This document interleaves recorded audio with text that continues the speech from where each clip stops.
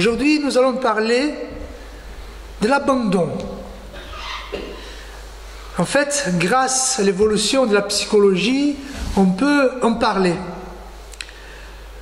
Et en fait, qui n'a jamais vécu l'expérience de l'abandon? L'abandon laisse des traces dans notre vie. L'angoisse, la peur d'être rejeté, peur de la trahison. En fait, l'abandon, c'est quelque chose de réel dans nos existences. Est-il possible de guérir les blessures de l'abandon? Voilà ce que nous allons voir ce matin par le texte que nous venons de lire. Avant de nous pencher sur le texte, je vous invite quand même à comprendre ce qui est l'abandon. On en parle souvent aujourd'hui. L'abandon, c'est l'action d'abandonner ou de laisser. Action de rompre un lien qui attachait une personne à une autre. Il y a même dans le dictionnaire juridique, l'abandon est le fait de délaisser, de négliger ou de se séparer volontairement d'une personne. Dans un cadre psychologique, l'abandon émotionnel est un état émotionnel subjectif dans lequel les gens se sentent indésirables, laissés pour compte, en insécurité ou rejetés. Les personnes confrontées à un abandon émotionnel peuvent se sentir perdues. Est-ce que vous connaissez l'abandon? Après, quand on pense à l'abandon, on peut tout de suite aller vers les amoureux qui s'abandonnent. Mais il y a plusieurs genres d'abandon. Déjà des parents qui abandonnent ses enfants, soit parce qu'ils partent, soit parce qu'ils restent trop de temps au travail. Il y a même un manque d'intérêt par rapport aux enfants.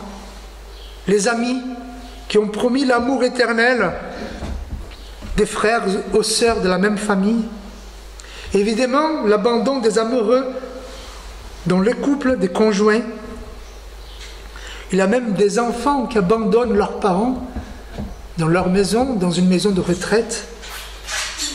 Il y a même dans les églises des abandons, des pasteurs qui abandonnent ses paroissiens, des paroissiens qui abandonnent leurs pasteurs. Voilà, l'abandon, c'est un cadre naturel de l'existence humaine. Mais nous ne pouvons pas nier que l'abandon cause des blessures. Et selon des données de la psychologie, évidemment, quelles sont les blessures de l'abandon? D'abord, l'estime de soi. C'est une blessure qui fait que nous regardons à nous-mêmes d'une façon très biaisée. On ne vaut rien. Personne ne veut de nous. Notre blessure, c'est la peur d'être abandonné, parce qu'une fois que nous sommes abandonnés par quelqu'un, nous gardons ce sentiment et cette peur d'être abandonné, et nous allons apporter cela dans toutes nos relations. C'est normal quand on est abandonné, soit enfant, soit adolescent, quand on commence avec une relation, on a peur toujours d'être délaissé. Notre blessure, en symptôme, c'est l'excès de gentillesse. Comment ça marche?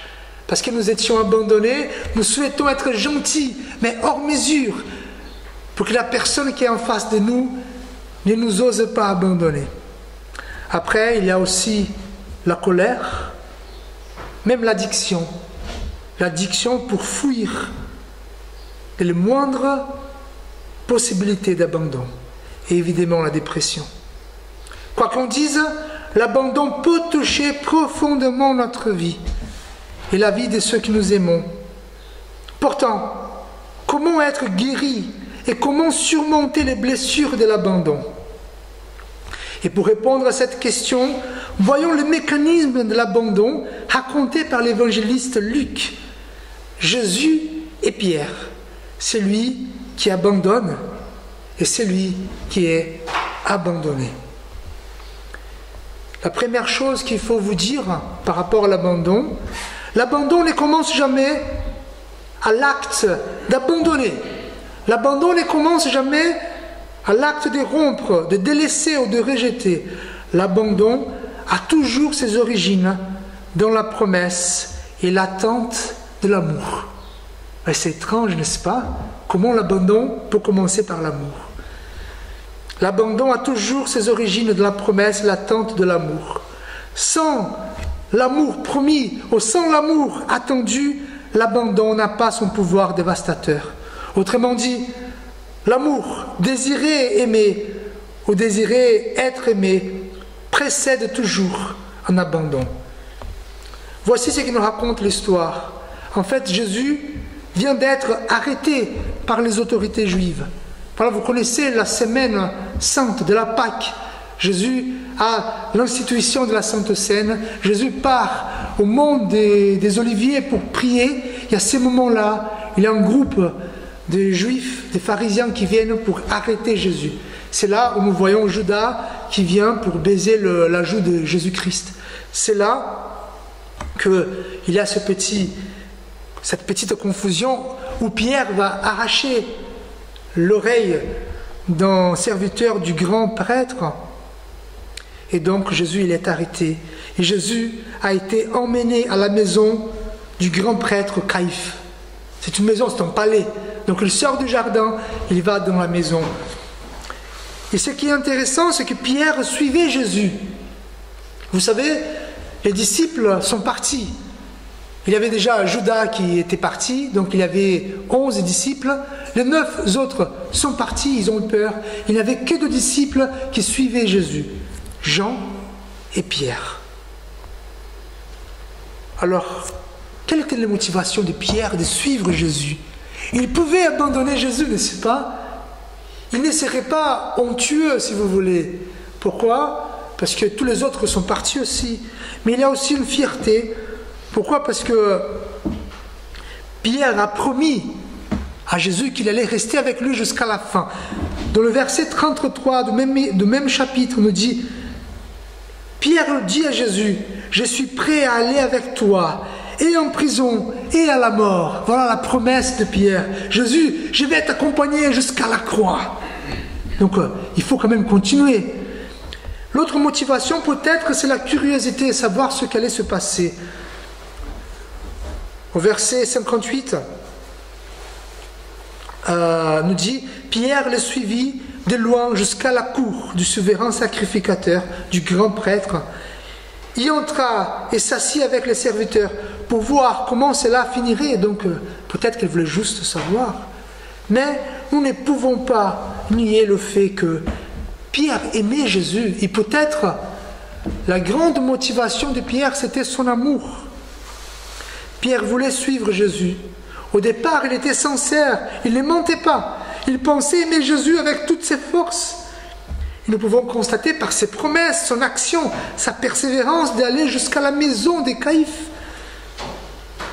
C'est ainsi, l'abandon de Pierre est engendré par un amour conscient, mais faible. Et nous, frères et sœurs, les êtres humains, nous avons été créés pour aimer, car notre Dieu est amour. C'est une disposition naturelle de notre âme. De notre âme.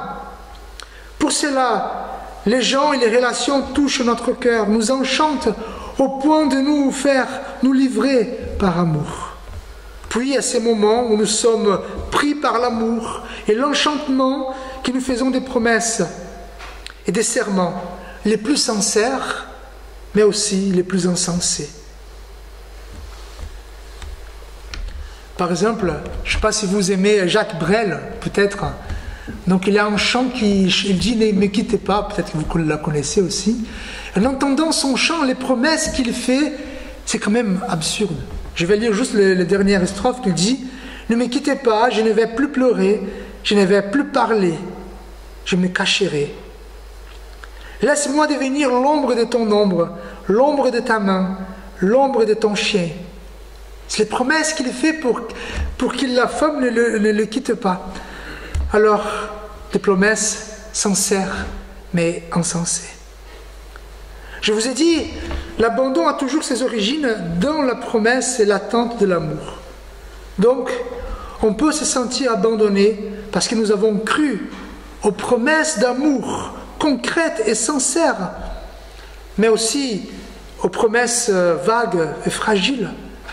quelqu'un qui nous a dit que nous étions l'amour de sa vie. Je pense à ma fille Clarisse qui m'a dit, papa, je vais prendre soin jusqu'au moment où tu seras un vieux pépé. Je ne vais pas me marier, je vais prendre soin de toi. Est-ce que c'est vrai? C'est de l'amour? Oui. C'est des promesses. On peut se sentir abandonné parce que la personne qui nous a abandonnés semblait nous aimer par ses gestes, par sa façon d'être. On peut se dire, mais pourquoi elle m'a abandonné? Il n'était pas comme ça. Mais pourquoi il a fait ça? Ils sont mes parents. Oh, ils sont mes enfants. Pourquoi? On peut se sentir abandonné parce qu'on voulait simplement être aimé.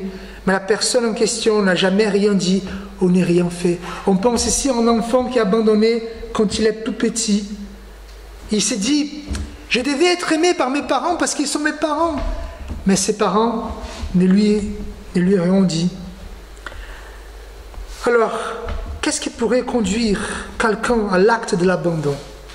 Pourquoi, si l'abandon commence par l'amour, pourquoi quelqu'un oserait abandonner? L'amour a ses limites, même si l'on n'y croit pas. Dans ce point de l'histoire, Luc décrit les 3 reniements de Pierre. D'abord, une femme qui va reconnaître Pierre, qui va trouver bizarre qu'il entre dans la cour de la maison de Caïphe.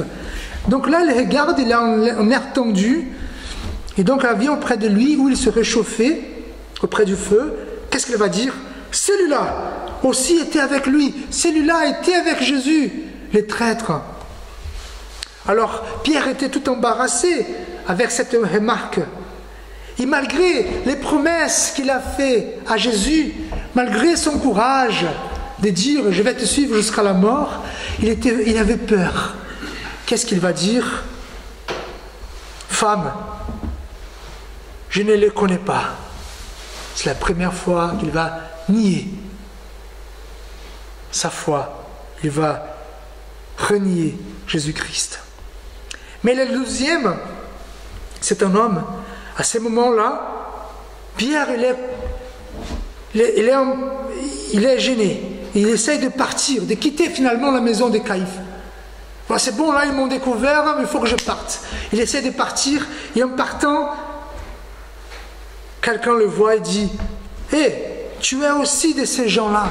Tu fais partie de ce groupe de disciples. » Et encore une fois, Pierre, déjà dans son élan, il va dire « Homme, je n'en suis pas. Je ne fais pas partie de ces groupes-là. » Tu te trompes. Mais il y a une 3e personne qui va reconnaître.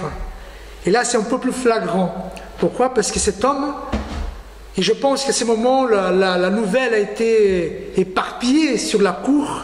Ils vont dire, ouais, finalement, il y a d'autres, comme Jésus, sur la cour.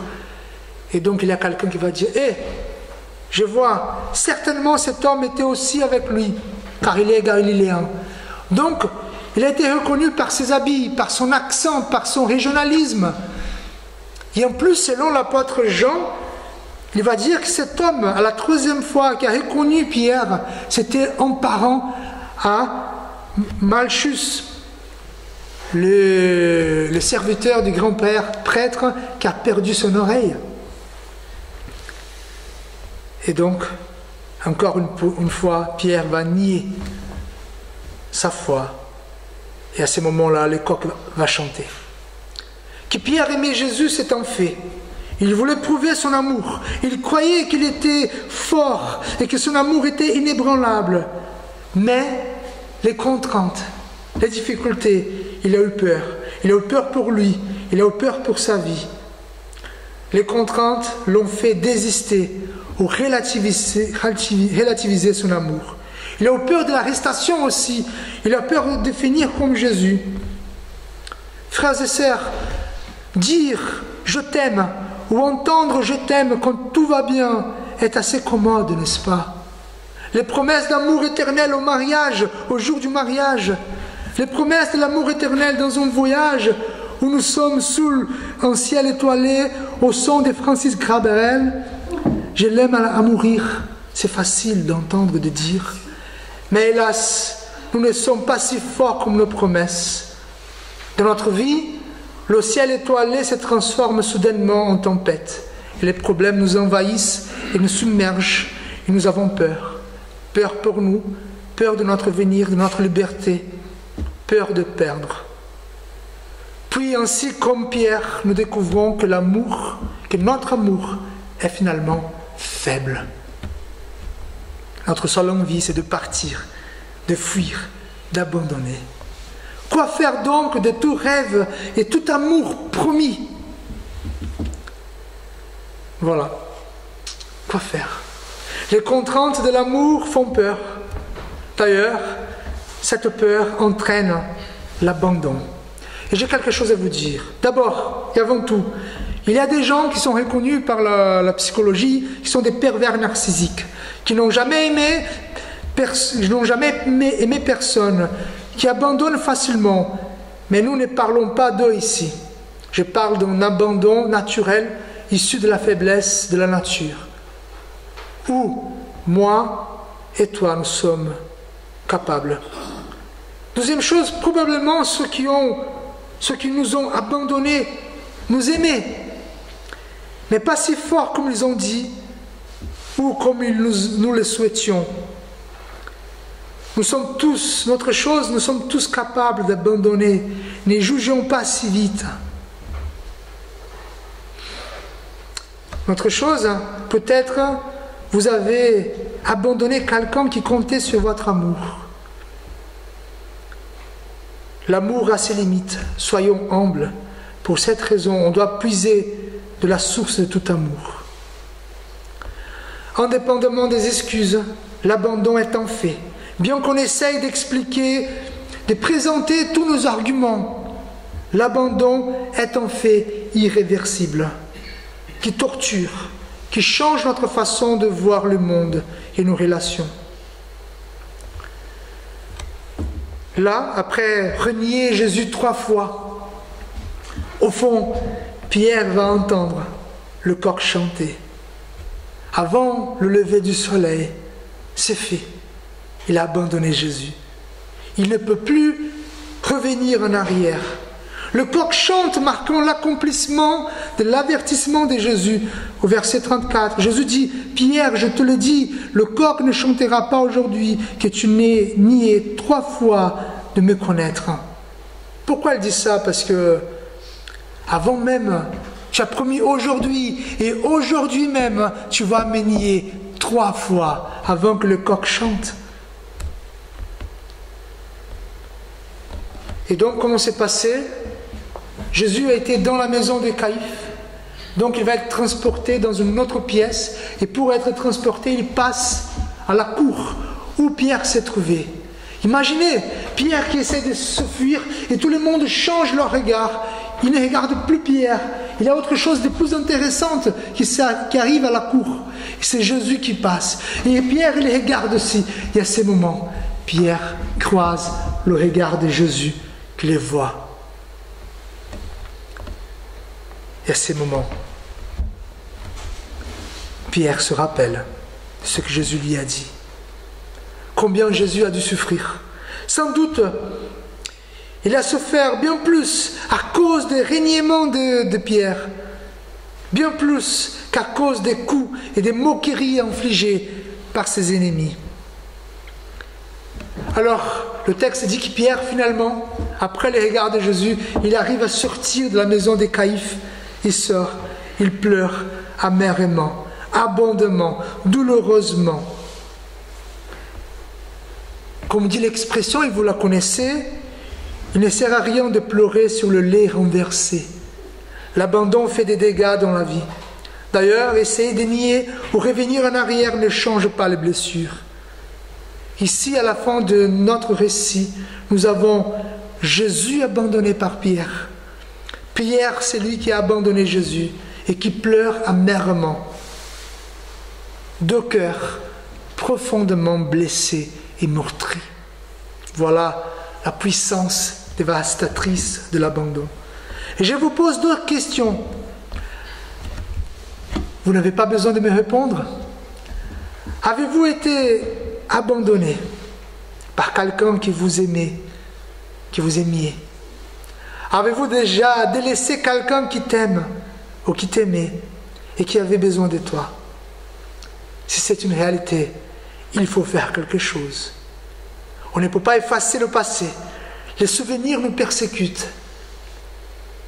L'abandon a besoin d'être guéri. La peur de l'abandon aussi, afin qu'on puisse avancer. Si l'abandon a besoin d'être guéri, quel est le remède? Le regard, la grâce de Jésus et l'amour de Dieu sont les baumes et la cure pour toutes les blessures causées par l'abandon. Frères et sœurs, celui qui a abandonné quelqu'un trouvera dans le regard plein de la grâce de Jésus, plein des grâces de Jésus son pardon.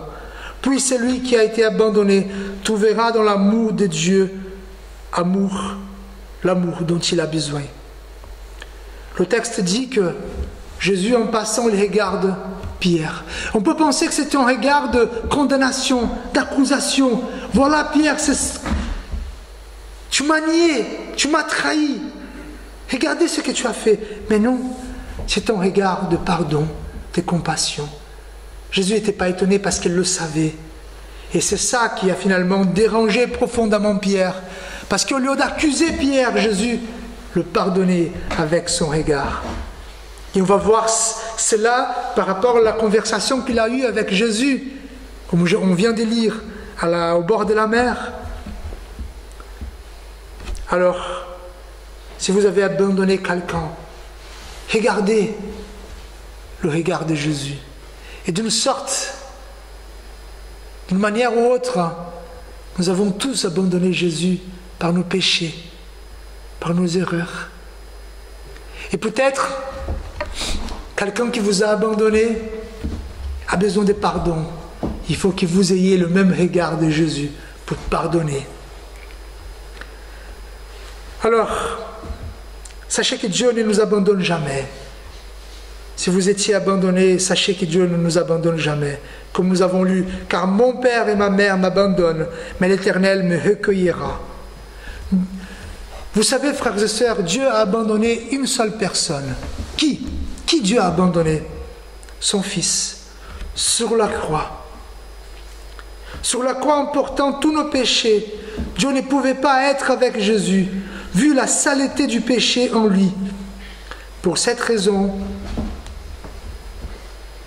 pendant un jour, Dieu tourne son dos et abandonne son Fils. À cause de nous, à cause de moi, à cause de vous, à cause de nos péchés qui étaient en Jésus-Christ, il a été abandonné. Et comme dit le texte, Jésus cria d'une voix forte, « Mon Dieu, pourquoi m'as-tu abandonné ?» Et la réponse est la simple, pourquoi? Dieu a abandonné son Fils pour ne plus jamais nous abandonner. Jésus a payé le prix de l'abandon afin que nous n'ayons plus jamais peur d'être abandonnés parce que Dieu nous aime. Je conclus, frères et sœurs. Si vous êtes touchés par l'épée froide et mortelle de l'abandon, ou si vous avez blessé quelqu'un par cette épée, cherchons le regard de Jésus et nous trouverons l'amour de Dieu. Amen. Seigneur notre Dieu, notre Père, aide-nous, Seigneur, dans ce chemin de pardon et d'amour. Fortifiez-nous, afin que nous puissions être guéris des blessures de l'abandon. Amen. Frères et sœurs, soyez en paix entre vous, soutenez les faibles, soyez patients envers tous, soyez toujours joyeux et demeurez fermes à la vocation à laquelle vous êtes appelés. Que l'amour de Dieu l'Éternel, la grâce de Jésus-Christ, notre Seigneur et Sauveur, et la consolation du Saint-Esprit soient avec vous tous, avec toute l'Église de Dieu éparpillée sur la face de cette terre, aujourd'hui et à jamais. Amen.